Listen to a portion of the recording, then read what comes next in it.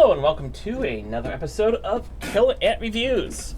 Today we'll be looking at Isaac Asimov's The Naked Sun. I really hope YouTube doesn't actually get rid of this because they're a little sensitive to certain words.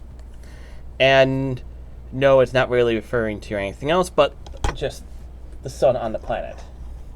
So I know the lighting is terrible in here, especially for those covers. It's a little shiny. The cover is actually pretty good. This actually does happen in the book, where an arrow is shot at the guy by a kid and a robot.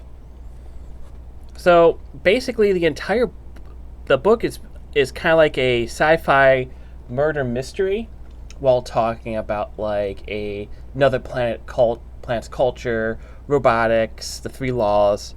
There's a lot of stuff in here, and it's a little bit on the short side, about 200 pages, but it is another excellent Isaac Asimov's book. Probably not as good as the previous one, the Pebble in the Sky, but this one has a lot of really interesting things. Basically, a guy goes to a planet that basically takes social distancing to the extreme. Everyone lives in their own house.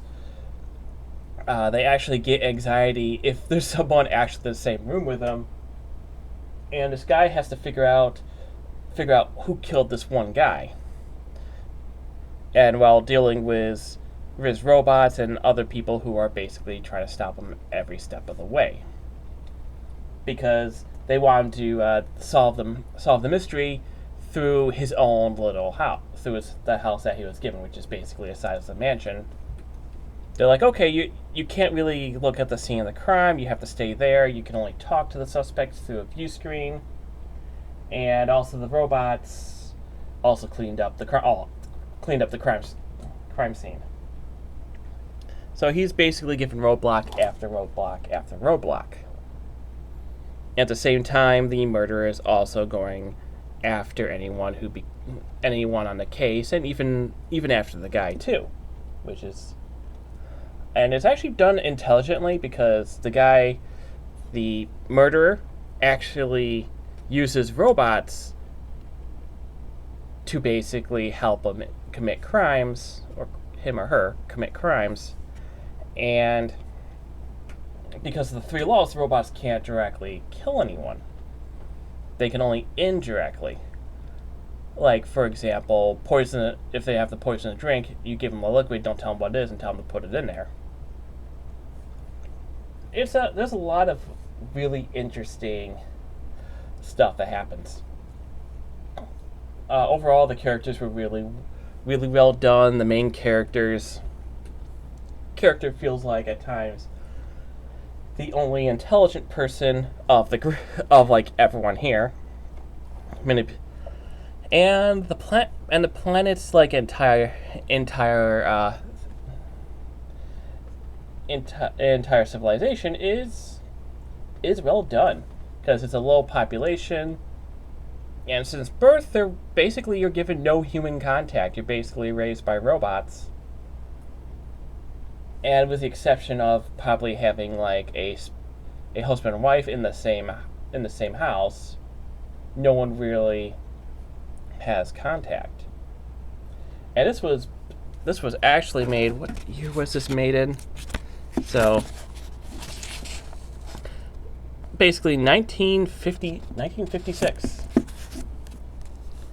So yeah, it's obviously with the pandemic and the whole social distancing, it takes it to the extreme, but there wasn't really a pandemic when this was going on, and it's just more people just being socially like, oh God, we don't want to be near this person. It's not more of like germaphobe. It's just how the way that they're raised is to stay away from other people, and it's also a way to keep the population down so they don't get overcrowded.